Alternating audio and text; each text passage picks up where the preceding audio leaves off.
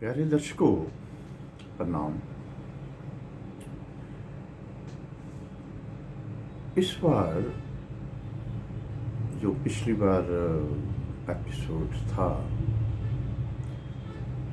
पिछले काफ़ी महीनों से, पिछले सप्ताह से भी ये एक सवाल रहा डॉक्टर सांझ का मिलने वालों के जो वाकिफ लोग थे उनसे पूछना कि भाई आप बखो बखरे कर्म करते हो समाज में, लेकिन कभी जानने की कोशिश की है कि आपका जो बेसिक क्वालिटी है, आपका जो बेसिक गुण है, गुण धर्म है, वो क्या है। मैं आज उन दोस्तों का जो आंसर है वो ही आपके साथ साझा करना चाहता हूँ कि बहुत हैरानी हुई, लोग ये जानते ही नहीं कि उनकी बेसिक क्वालिटी क्या है, उनका गुण धर्म क्या है, उनकी निजता क्या है। जिसकी हम बात करते हैं साक्षी भाव, छोड़िए उसको, वो सभी का एक ही आंसर है कि जो हम कर्म इस संसार में कर रहे हैं यही हमारा स्वभाव होगा जी। खैर दर्शकों, इस बार उसी ही चीज को मैं एलेबोरेट करना चाहता हूं कि ये जो हम ये अध्यात्म निकेतन चैनल की तरफ से जो भी बातें कर रहे हैं, इसका कोई राजनीति से कोई संबंध नहीं है। राजनीति बिल्कुल डिफरेंट फील्ड है। इसका संबंध कॉन्शियस एवोल्यूशन से है, मनुष्य की स्पिरिचुअल ग्रोथ से है। एक लेमैन के लिए इसको हम बोल सकते हैं ऑथेंटिक रिलीजन क्या है, उसको जानने की ये छोटी सी कोशिश है। बहुत बार जिक्र हुआ है कि ये जो अस्तित्व है, ये जो संसार है, ये परमात्मा और परमात्मा शक्ति, इटर्नल फोर्स जिसको हम बोलते हैं, अल्टीमेट फोर्स, विराट शक्ति, और अहंकार दूसरी तरफ है, अहंकार। विराट शक्ति और अहंकार का ये संघर्ष है ये संसार। मैं जो बात आपसे साझी करना चाहता हूं कि ये जो विराट शक्ति है, जिसको हम ब्रह्म शक्ति भी बोलते हैं, ताओ भी बोलते हैं, इटर्नल फोर्स भी बोलते हैं, एंड लेमैन के लिए हम उसको परमात्मा या गॉड भी बोल देते हैं। बार बार यही रिपीट करते हैं कि ये जो शक्ति है, कोई इस अस्तित्व में ऐसी जगह नहीं है यहाँ पे ये नहीं है। It is present everywhere. ये जो सारे का सारा ताना बाना है अस्तित्व का, मनुष्य का, समाज का, बारमुखी वर्तारे का, ये सारे का सारा जो पैराफर्नेलिया हम देख रहे हैं, उस विराट शक्ति की ही देन है। वो ही इसको चला रही है। हम उसको भूल जाते हैं, दैट्स अ डिफरेंट स्टोरी। हम भूल कर बहुत कष्ट पाते हैं। ये जो फॉरगेटफुलनेस है मनुष्य की, वो मनुष्य को इस कदर एंगुश की तरफ ले जाती है कि दैट्स व्हाई, जैसे वो बहुत बार मैं रिपीट करता हूँ बुद्ध पुरुषों का वक्तव्य, गालिब साहब का जो एक गीत है, चाहा बर्बाद करेगी हमें मालूम न था। भारत के एंड जलंधर के महान सिंगर कुंदन लाल सहगल को दोस्तों कभी सुनने की कोशिश करना, समझ आएगी क्या है ये जीवन, क्या है ये म्यूजिक। उसमें एक सहगल साहब ने ये गीत गाया है गालिब साहब का, चाह बर्बाद करेगी हमें मालूम न था। एंड सारे के सारे बुद्ध पुरुषों में एक ही एम्फेसिस है कि भी अपने बीच चाह मत लाओ। जो कुछ इस संसार में हो रहा है, जो कुछ ब्रह्म शक्ति, ताओ शक्ति, विराट शक्ति जो कुछ कर रही है, उसको एज सच एक्सेप्ट करो। Total acceptability. ये टोटल एक्सेप्टेबिलिटी से सारे चाह जो कुछ है वो पूरी होती रहेगी। जो होना है वो होकर रहेगा। एक तरफ तो जो है टोटल एक्सेप्टेबिलिटी, समर्पण उस शक्ति के आगे। दूसरी उस शक्ति की एक और ब्यूटीफुल क्वालिटी है। वो क्वालिटी ये है उस शक्ति की कि वो शक्ति किसी के साथ इनजस्टिस नहीं करती।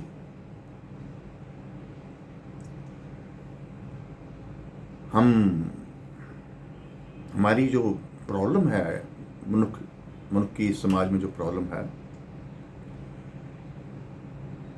हम रोते हैं, दुख महसूस करते हैं कि हमारे साथ जस्टिस नहीं हो रहा, इनजस्टिस हो रहा है। धार्मिक व्यक्ति के लिए, जिसने टोटली समर्पण कर दिया उस विराट शक्ति के आगे, उसके लिए ये जो जस्टिस एंड इनजस्टिस की बात है वो खत्म हो जाती है। वो विराट शक्ति किसी के साथ इनजस्टिस कर ही नहीं सकती। ये बात मैं फिर रिपीट करूंगा कि जो लोग सोचते हैं कि मेरे साथ इनजस्टिस हुआ, बेइंसाफी हुई, मैं गरीब रह गया, मैं पीड़ित रह गया, मैं एक्सप्लॉइटेड हूं, मैं ये हूं, रो रहे हैं हम, लेकिन वो शक्ति किसी के साथ भी इनजस्टिस नहीं करती, किसी को भी दुख नहीं देती। अगर ये बात मेरे दोस्तों समझ में आ जाए तो बहुत मसले हल हो जाते हैं। लेकिन ये बात समझ क्यों नहीं आती?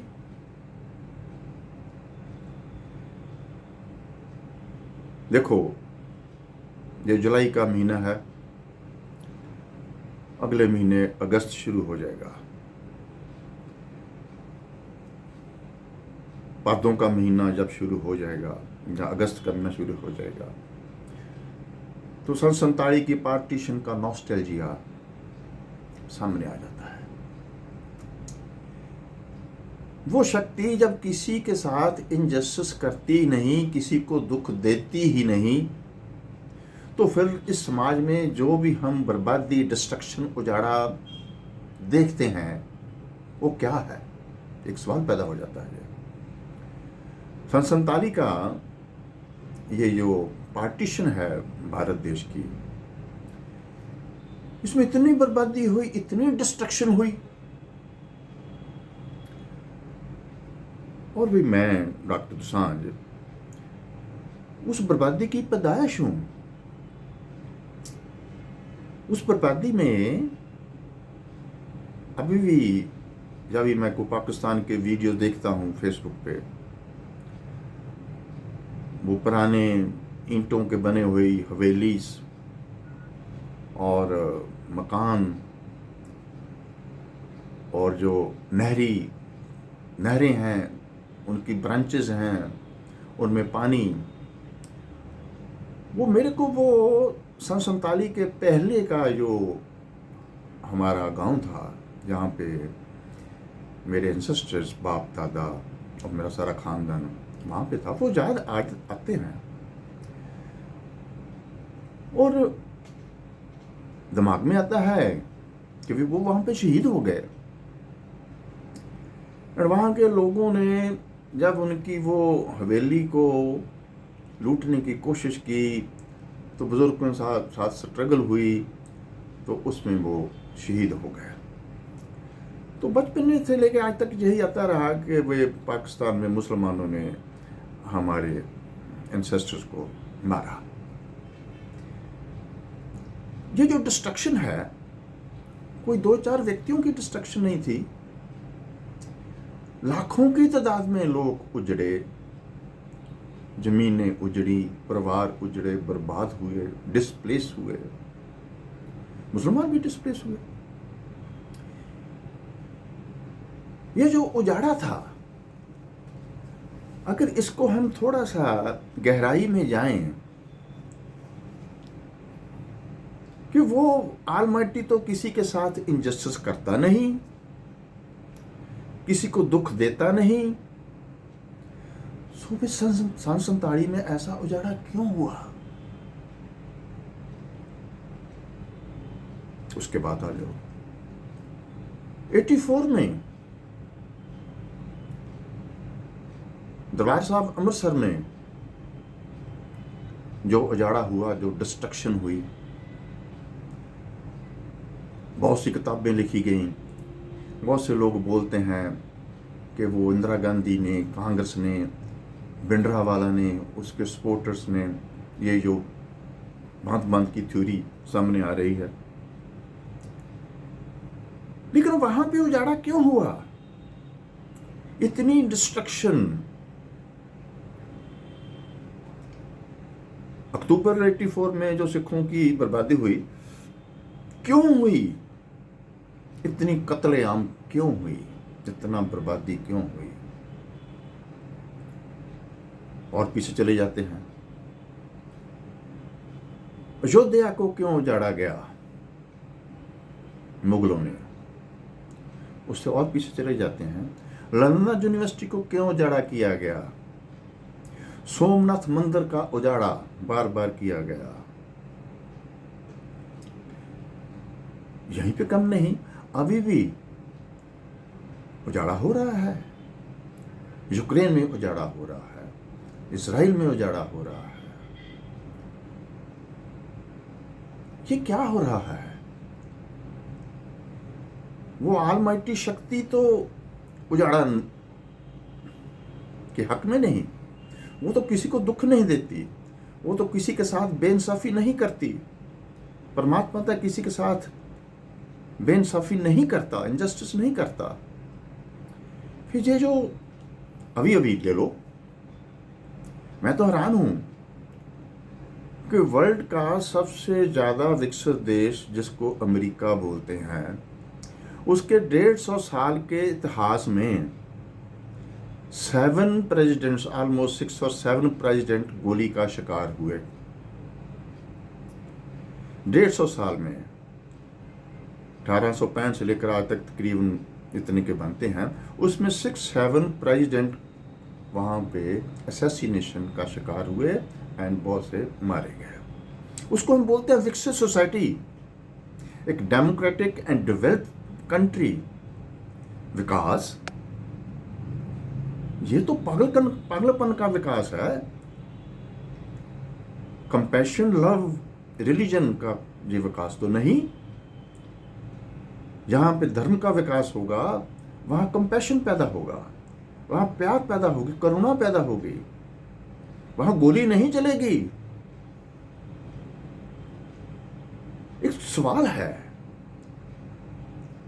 ये जो हो रहा है, मैं मानता हूं जीसस जब बोलते हैं कि प्रभु ये लोग क्या कर रहे हैं, ये नहीं जानते, इनको माफ कर देना। जीसस जैसे भगवान का रूप तो ये बोल सकते हैं, लेकिन जो उनको पूजने वाले हैं, जो उनको मानने वाले हैं, जो जीसस के नाम पे पैदा की हुई क्रिश्चियनिटी, क्रिश्चियन रिलीजन को जो मानने वाले हैं, क्या उसमें इतनी हिम्मत है कि ये शब्द बोल सकें कि ये जो गलत आदमी है, ये जो कर्म कर रहा है, इसको नहीं मालूम ये क्या कर रहा है, इसको माफ कर देना? नहीं। हमारा अहंकार बोलेगा अब इसको छोड़ेंगे नहीं, वहीं पे मार देंगे। ये दोस्तों, ये पागलों की इस दुनिया में ये जो पदार्थिक विकास है, जो इकोनॉमिक विकास है, अमेरिका जिसकी हम मिसाल लेते हैं, ये पागलों की दुनिया का विकास है। यहाँ पे अहंकार का विकास है। भगवान श्री कृष्ण गीता में एक जगह बोलते हैं, वो लफ्ज है निषिद्ध कर्म। उसी श्लोक में वो बोलते हैं एक कर्म है, एक अकर्म है, एक निषिद्ध कर्म है। पिछले एपिसोड में थोड़ी सी इसकी व्याख्या की थी कि हम लोग इतने बेहोश हैं, इतनी उस शक्ति को भूल बैठे हैं, फॉरगेटफुलनेस ऑफ दैट ऑलमाइटी शक्ति को हम भूल सकते हैं, उससे बगैर जिंदा नहीं रह सकते। उसको सिर्फ हम भूल सकते हैं क्योंकि हमारी संचालक शक्ति वो ही है। हम उसको भूल के इस संसार में बेहोशी में अनकॉन्शियस होकर जो भी काम करते हैं, जिसको हम अपना कर्म बोलते हैं मेरे दोस्तों, वो जो हमारा जो कर्म है वो हमारा कर्म नहीं है, वो हमारा, मैं इंग्लिश में बताता हूं, रिएक्शन है। हमारा जीवन का हर कार्य रिएक्शन है, आउट ऑफ रिएक्शन है। हम किसी ना किसी जो भी कर्म करते हैं आउट ऑफ रिएक्शन करते हैं, प्रतिक्रिया वजह करते हैं। हमारा वो, अगर ये हम ऐसा कर्म ना करें तो जो कर्म जो जिस भगवान श्री कृष्ण जिसकी बात करते हैं उसको हम अकर्म बोलेंगे। अकर्म का तुम्हें पता नहीं। अकर्म मीन्स एक्शन। कौन सा एक्शन? जो हमने जागरूक होकर किया है उसको हम अकर्म बोलेंगे, एक्शन बोलेंगे। एक्शन तो हम करते ही नहीं। हमारी टोटल जिंदगी जो है, जीवन जो है, वो रिएक्शन का है। सो भगवान श्री कृष्ण जब बोलते हैं कर्म अकर्म, कि भाई पिछले भी एपिसोड में मैंने बोला था कि बोलते हैं कि मैंने जो वक्रो बखरे मनुष्य की साइकोलॉजिकल टाइप का मैं करता हूँ, इस सारे ब्रह्मांड में जो कुछ भी दिखाई दे रहा है अस्तित्व में, इसका मैं करता हूँ, लेकिन ये करता होते हुए भी मैं अकर्ता हूँ। वाह! भगवान श्री कृष्ण बोल रहे हैं कि मेरा करने के बावजूद भी मेरा भाव अकर्ता का भाव है। हे मनुष्य, तू जो कर्म कर रहा है, तू भी अपना कर्ता भाव छोड़ दे तो तेरा कर्म अकर्म हो जाएगा, एक्शन हो जाएगा। तेरा जो कर्ता भाव है हर कर्म में कि मैं ये करूंगा, मैं ये करूंगा, मैं ये करूंगा, ये आउट ऑफ रिएक्शन है, उसमें कर्ता भाव है। तेरा कर्ता भाव तेरे को उस ऑलमाइटी से, उस शक्ति से, उस परमात्मा से दूर कर देता है, बिकॉज ऑफ योर फॉरगेटफुलनेस। तो अपना कर्ता भाव छोड़ दे, तेरा हर कर्म अकर्म हो जाएगा, एक्शन हो जाएगा। ये थोड़ी सी व्याख्या थी, लेकिन तीसरा लफ्ज एक बोलते हैं वो निषिद्ध कर्म। हिंदी में या संस्कृत में निषिद्ध कर्म क्या है? जो भी संसार में हम बुरा कर्म करते हैं, झूठ बोलते हैं, चोरी करते हैं, लालच करते हैं, पाप करते हैं, हत्या करते हैं, आत्महत्या करते हैं, दूसरे को एक्सप्लॉइट करते हैं, दूसरे को लूटते हैं। मेरे को याद आ गया, ये सारा कुछ हम क्यों करते हैं? इस पैसे के लिए, इस नोट के लिए हम निषिद्ध कर्म करते हैं। ये जो निषिद्ध कर्म है, ये दिखाई समतम हम बोलते हैं नहीं। कभी ये जो आपके पास दोस्तों, ये जो पैसे की जो नोट है ना, या बैंक में पड़े हैं, या आपके तिजोरी में पड़े हैं, या आपकी जेब में पड़े हैं, इनको निकाल कर देखना, ये बहुत साफ सुथरे लगेंगे। ये लगेंगे कि उसको आप मत्था भी टेकेंगे, शुक्र भी करेंगे कि और मिल जाएं। लेकिन ये जो नोट है, इन पर किन किन लोगों के खून के छींटे पड़े हुए हैं, इसका कभी ख्याल करना। ये एक हाथ से निकलता है, दूसरे हाथ पे जाता है, तीसरे हाथ पे जाता है, जहां भी जाता है वहां पे मनुष्य के खून के छींटे इस पर होते हैं जो हमें दिखाई नहीं देते। ये जो दौड़ है थ्रू आउट द वर्ल्ड, उस चीज के पीछे दौड़ है जिसके लिए हम पागल हो गए हैं। America, Canada, England, western country, जो पतालवासी जो हैं, जहाँ पे दानव रहते हैं, उनकी एक ही है, हाय पैसा, हाय पैसा, हाय पैसा, हाय और पैसा। बहुत मुश्किल है। ये होर पैसे की जो दौड़ है, ये निषिद्ध कर्म से निकलती है। जो तीसरा भगवान श्री कृष्ण ने बोला, निषिद्ध कर्म, हम ज्यादा पंजाबी में हम कई बार बोलते हैं नखिद। जो बुरी चीज है, जो अच्छी चीज नहीं, उसको हम बोलते हैं यार ये तो नखिद प्राणी है। उसको गीता के श्लोक में निषिद्ध कर्म में मेरी अंडरस्टैंडिंग है, ये जो भी व्यक्ति गलत कर्म करेगा, रक्षण तो है ही है, और कर्म का उसको पता नहीं, वो निषिद्ध कर्म में चला जाएगा।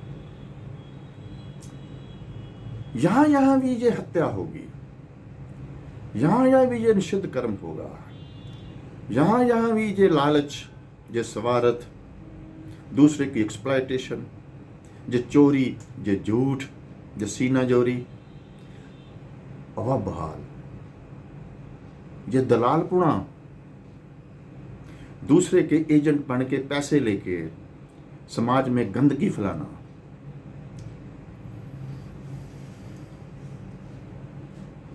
हंकारी व्यक्ति के पास पैसा बहुत है, वो सोचता है कि मैं इस पैसे से सबको खरीद लूंगा और अपने तरीके से समाज को चलाऊंगा।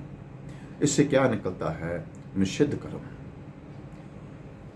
यहां यहां भी ये निषिद्ध कर्म होगा, वहां वहां पे वो ऑलमाइटी शक्ति उजाड़ा करेगी।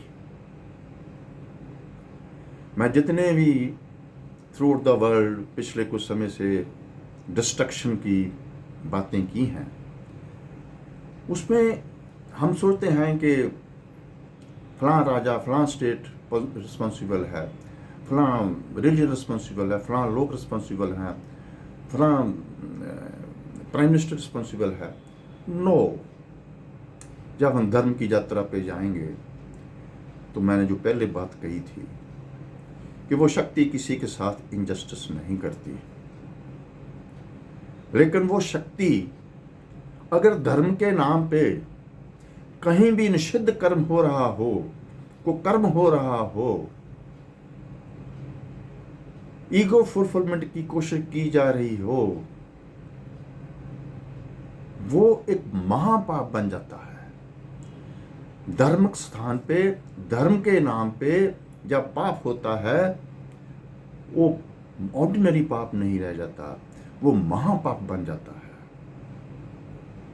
यही वजह है, मनुष्य तो एक जस्ट निमित्त है, एक उपकरण है, उस महाशक्ति के हाथ का पुतला है, वो नचा रही है। जहां जहां भी महापाप होगा, वहां पे डिस्ट्रक्शन ज्यादा होगी। इसलिए ये अध्यात्म निकेतन की तरफ से जो हम एपिसोड बनाते हैं दोस्तों, इसको समझने की कोशिश करो। क्यों? कि अगर आप धर्म के पाथ पर, वास्तविक धर्म के पाथ पर, मैं मजहब और कम्युनल सेक्ट को धर्म नहीं मानता, जो हरगिज़ धर्म नहीं है।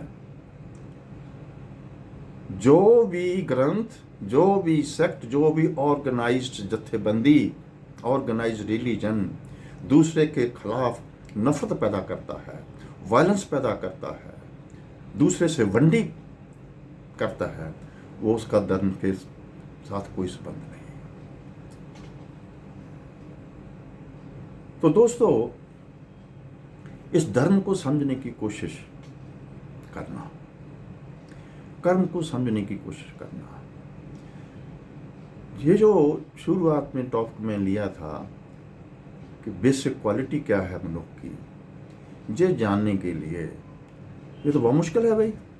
एक मेरे दोस्त हैं, अबाउट 87-88 होंगे, उन्होंने ये एपिसोड देखा और मेरे को टेलीफोन किया कि डॉक्टर साहब ये क्या बोल दिया, मौत नज़दीक आ रही है तो महसूस हो रहा है कि मेरा गुण धर्म क्या था। मेरी बेसिक क्वालिटी क्या थी ये तो मेरे को 89 ईयर तक नहीं पता चली, अब तो मरना मुश्किल हो गया। ठीक है, चलो मैं कहता हूं कि आपको ये जो आपकी जो बेसिक क्वालिटी है, गुण धर्म है, ये तो समझना बहुत मुश्किल है। आप एक काम कीजिए मेरे दोस्तों, एटलीस्ट कभी अलोननेस में बैठ के, मौन में बैठ के ये तो सोच सकते हो ना कि आज मैंने गलत काम क्या किया, आज मैंने कितना झूठ बोला, आज अपने स्वार्थ की पूर्ति के लिए कितने लोगों को एक्सप्लॉइट किया, आज मैंने इस नोट पे कितने लोगों के खून का रंग ऐड किया, आज मेरा लालच की क्या सीमा थी। अपने जो दूसरे के प्रति ईर्ष्या है वो तो आप देख सकते हो, दूसरे के प्रति जो नफरत है उसको तो देख सकते हो। सवेर से शाम तक दुकान पे बैठे हुए, बिजनेस में बैठे हुए जो लालच है स्वार्थ पूर्ति के लिए, जो आपकी हंकार पूर्ति, वो तो देख सकते हो। अगर आपको ये आपकी बेसिक क्वालिटी का नहीं समझ पड़ती, ये जो नेगेटिव फोर्सेस हैं जिनके हम पुजारी हैं, जो हमारी बर्बादी का, हमारी अंकुश का आधार बनती हैं, उनको तो देख सकते हो। मेरे दोस्तों, अभी मैं आपसे बात कर रहा हूं, मेरे सामने अभी देखो कि जो डॉक्टर दोसांझ बोल रहा है, एंड आपका शरीर, आपकी इंद्रियां ये सुन रही हैं, जो इंस्ट्रूमेंट हैं, आपके ईयर्स इंस्ट्रूमेंट हैं, जो डॉक्टर दोसांझ बोल रहा है वो कहां पहुंच रहा है, उसको देखने की कोशिश करो। क्या है वो देखना? हर बार मैं बोलता हूं, साक्षी भाव का पैदा करना। जब हम अपने अच्छी बातों को तो कई बार हम, बुरी बातों को तो हम देख सकते हैं ना, अच्छी है या बुरी है, जो भी आपने सवेर से शाम तक कर्म किए हैं उनको देखने की कोशिश तो करो। उनको देखने की कोशिश करेंगे तो आपके भीतर एक दृष्टा पैदा हो जाएगा, एक साक्षी भाव पैदा हो जाएगा, एक विटनेस पैदा हो जाएगा। वो जो विटनेस है मेरे दोस्तों, वही है आपकी शक्ति जो आपके इस शरीर को चला रही है, इस सारे संसार को चला रही है। वो जो विटनेस है पीछे खड़ा, वही है आपकी आत्मा, वही है उस ब्रह्म की, उस परमात्मा का अंश। दैट इज वाई वो जो साक्षी भाव है, वो जो दृष्टा है, वो जो विटनेस है, वो आगे देखेंगे धीरे धीरे। जब आपने डे टू डे कर्म की, ये जो करते हो सवेर से शाम तक, उसको देखना शुरू करो, पॉजिटिव वाल भी आ जाओगे एंड साक्षी भी डेवलप हो जाएगा। जब जो साक्षी डेवलप हो जाएगा, उस दिन आपको ये पता चलेगा कि वो गुण धर्म क्या होता है, आपकी बेसिक क्वालिटी क्या होती है, ऑथेंटिक रिलीजन क्या है, कॉन्शियस क्या है, एंड कॉन्शियस का एवोल्यूशन किस दिशा में होना चाहिए। सो जो भी मैं आपके साथ से अपने कंपैशन एंड लव आपके साथ बांटता हूँ, साझा करता हूँ, इसलिए मेरे कंसर्न नहीं है कि मेरे सब्सक्राइबर बढ़ेंगे या यूट्यूब से मेरी कोई आमदन आएगी, नहीं। आपके साथ ये कुछ कंपैशन एंड लव बांटने से मेरे को और मिल जाता है। मेरे को इस चीज का वापसी भगवान वापस दे देते हैं, कंपैशन वापस दे देते हैं, लव वापस उल्टा 10 गुना ज्यादा देते हैं, विजडम। सो इसलिए ये जो ऑथेंटिक धर्म की यात्रा है, यही आपका विकास है। विकास एक ही है जिसको हम आत्मा का विकास बोलते हैं, जिसको हम कॉन्शियस एवोल्यूशन बोलते हैं। अगर इस समाज में, आपकी जिंदगी में ये कॉन्शियस एवोल्यूशन नहीं है, तो आप वो ही विकास देखोगे जो अब आप अमेरिका, कनाडा, यूरोप में दूसरे कंट्रीज में देख रहे हो। भारत की ये खूबसूरती है कि ये कॉन्शियस एवोल्यूशन, ये आत्मिक विकास की खोज सिर्फ और सिर्फ भारत में सनातन ने की है। इसलिए सनातन एक तरफ, सारी दुनिया एक तरफ। लेकिन कुछ लोग हैं, जैसे जी हमारा ये अध्यात्म निकेतन, ऐसे बहुत से लोग हैं जो ये कॉन्शियस एवोल्यूशन की बात करते हैं। उम्मीद है कि आप इसको आत्मसात करोगे और इसको लोगों तक पहुँचाओगे। ये शब्द पहुँचाओगे कि जो आपका विकास है ये मटीरियल विकास नहीं, विकास एक ही है, and that is conscious evolution. आज इतना ही। आप सबके भीतर स्व प्रकाशमान ज्योत को डाक का बनाओ।